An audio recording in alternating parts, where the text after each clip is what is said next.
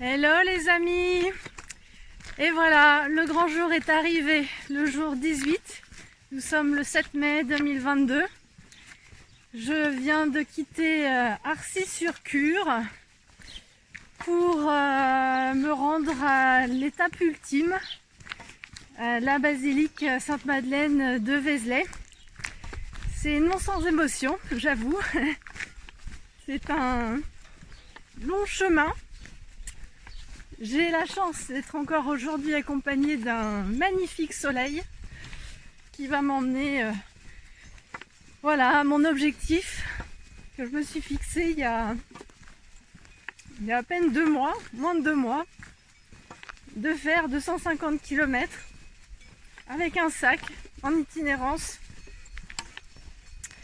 Expérience que je n'avais jamais vraiment fait et expérience vraiment très très forte. Il me reste donc 12 km. Je vais passer par Montillot, Asquin et enfin Vézelay. Voilà, les vaches m'accompagnent. Il y a énormément de vaches qui sont juste là. Tout un troupeau. Voilà. J'ai été donc accueillie hier par Olivier, le directeur de Loisillonne, qui est un centre voilà, d'accueil de vacanciers et de pèlerins. Et voilà, il a été vraiment adorable. J'étais donc bien la seule. C'est un endroit où on peut y loger une centaine de personnes et j'étais toute seule. Ce soir, il y aura un groupe de 9 pèlerins. Et voilà, donc à croire que mon chemin était vraiment de ne rencontrer aucun pèlerin sur toute ma marche, sur ces 18 jours. Aujourd'hui ça va être un peu plus sportif, puisque ça va grimper, ça grimpe déjà. Mais voilà, on va y aller tranquillou et puis profiter de ces derniers moments. Voilà, avec un petit pincement au cœur. Voilà, mais je vous ferai partager jusqu'au bout. Je suis à nouveau totalement à travers champs. Il n'y a pas un bruit. C'est vraiment très très très calme. Uniquement le chant des oiseaux. Et je repense un peu à tout ce parcours. Ce qui m'a fait partir sur ce chemin. C'est vraiment, je disais dans les épisodes un petit peu avant, que la vie c'est des rencontres. C'est ça, c'est des rencontres, des opportunités. Mon ami Jonathan m'a proposé en février de venir me ressourcer à la montagne.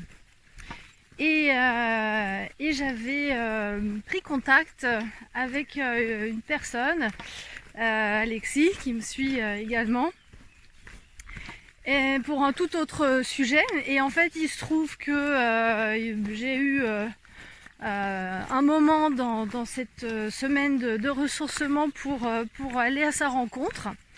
Et puis nous avons parlé du chemin de Saint-Jacques. Et il est vrai que j'avais vu il y a très peu de temps un documentaire qui m'avait énormément émue, qui m'avait vraiment interpellée, et je m'étais dit vraiment, il faut que je fasse ce chemin. J'étais pas encore au courant de ma maladie et j'avais laissé, comme grand nombre d'entre nous, ce type d'idées pour plus tard. Et puis en discutant donc fin février avec Alexis, c'est apparu mais comme une évidence, comme un appel. On parle souvent de l'appel du chemin. Et je suis rentrée, j'en ai parlé à mon médecin et il m'a dit go go go. Et voilà, et je me suis lancée dans la préparation, dans l'organisation, dans les très grandes lignes. J'ai mis un certain temps à trouver la voie que je voulais emprunter. Je n'imaginais pas une seule seconde partir de Paris. Honnêtement, ça me faisait pas spécialement rêver. La grisaille parisienne était très présente à ce moment-là et j'avais plutôt envie de soleil, de chaleur. Et voilà, je me suis dit, tiens, pourquoi pas partir du Puy-en-Velay, puis de Conques, puis de Bordeaux, pour aller jusqu'à Bayonne. C'est sympa, Bayonne.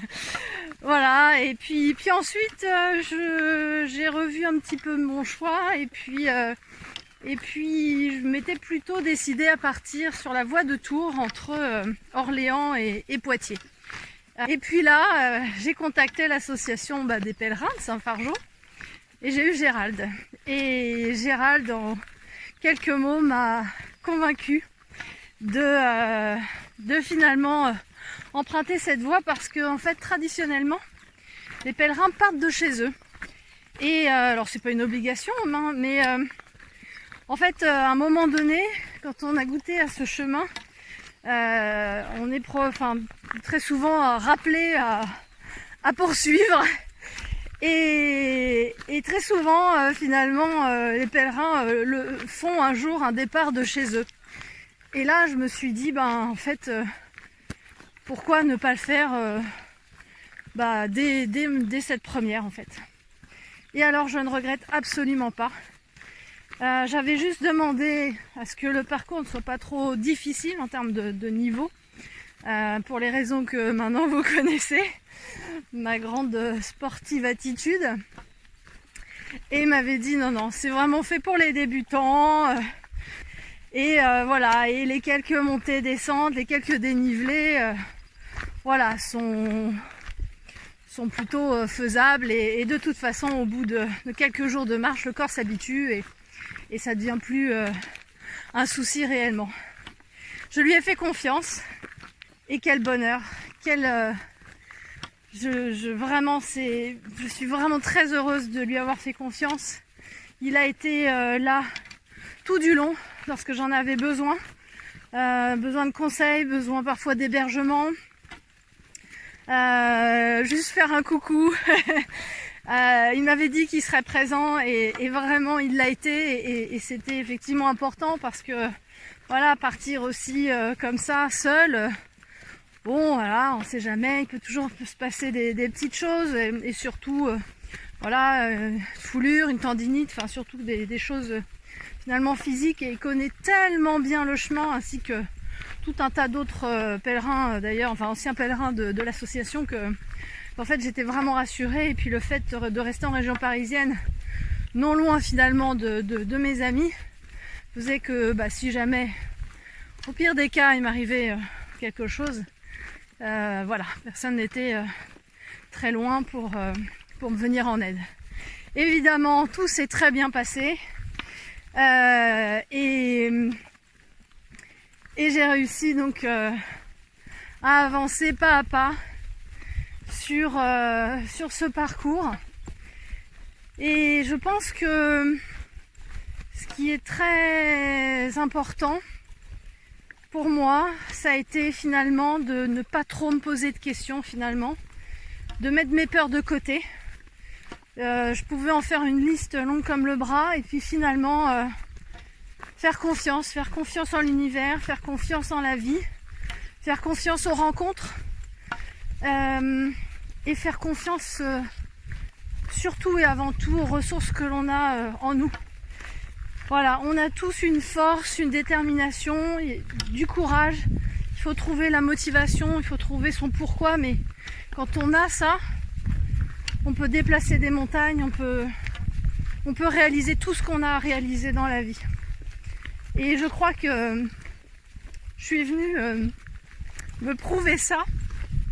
Ça m'émeut beaucoup parce que moi qui ai beaucoup douté de moi, qui ai beaucoup eu de difficultés à avoir confiance en moi, cette expérience m'aura vraiment permis de me dire que même si dans les apparences on n'aurait peut-être pas forcément misé grand chose sur moi à la base, en tout cas physiquement ou sportivement, je sais pas comment on peut dire, pour faire ces 250 km, et ça encore une fois c'est que sur le parcours, hein, c'est pas avec tous les à côté, puisque là je dois arriver à peu près, enfin quand j'arriverai à Vélézlet, je pense que je serai à peu près à 300 km.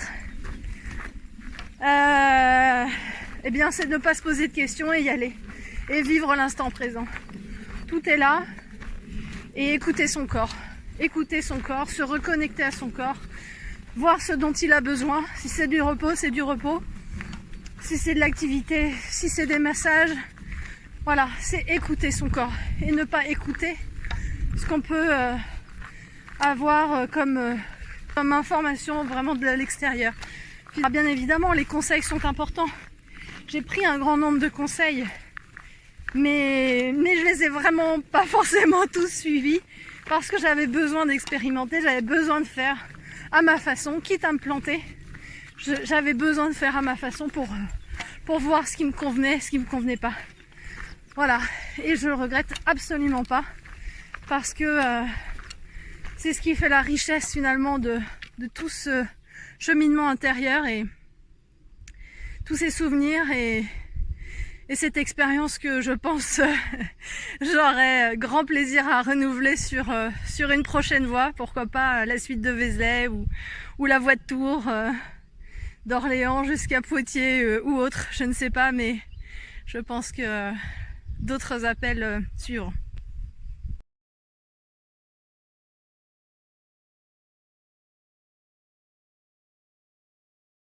Ça y est, j'ai enfin rencontré des randonneurs. J'ai même déjeuné avec 2 d'entre eux dans un tout petit village. C'était vraiment inopiné parce que c'est un village de 5 personnes. Il y a une dame qui est venue nous voir pour nous indiquer qu'il y avait un point d'eau si on souhaitait se ravitailler. Et puis est arrivé un monsieur, en fait c'était le maire, et puis en fait sa femme qui est adjointe. Et voilà, et donc j'ai rencontré Brice et Michael, 2 Belges, qui sont partis le 18 avril, le lundi de Pâques, mais pour le coup de Liège en fait. Donc là ils en sont à 500 km à peu près, et ils arrivent à Vézelay, comme moi tout à l'heure. Probablement une pause aussi demain. Michael repartira de Vézelay, enfin s'arrête à Vézelay. Et Brice poursuit son chemin jusqu'à Saint-Jacques. Voilà. Donc super rencontre. Ils sont devant moi, chacun marche à son rythme. Et voilà, et peut-être qu'il y aura d'autres discussions ce soir. Enfin, en tout cas, c'était bien appréciable. Et puis en se posant au bord de la route, eh bien, on a vu un couple de Hollandais qui s'est arrêté aussi papoter, c'était génial. Et puis 2 autres couples, voilà, qui sont passés. Il y avait des Lillois et je crois des Français, mais ils se sont pas arrêtés, voilà. Donc finalement, il y a du monde. La voie se resserre pour aller à Vézelay, donc c'est chouette, et je me laisse totalement porter par le flot et je trouve ça génial. Village avant Vézelay, voilà, dernière ligne droite. Je dois être encore à, je pense, 4-5 km grand max. Oui, c'est vraiment chouette de rencontrer des pèlerins.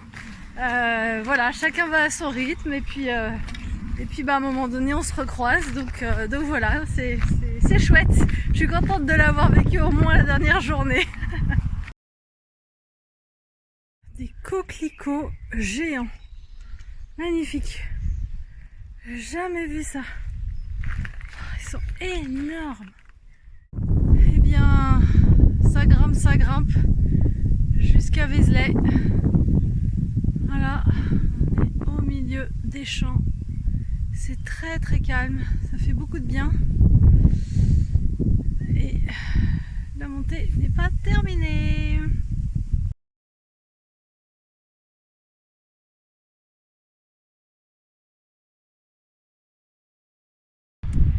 Et voilà, nous sommes le 18 mai, il est 15h23 et je suis devant la basilique Sainte-Madeleine.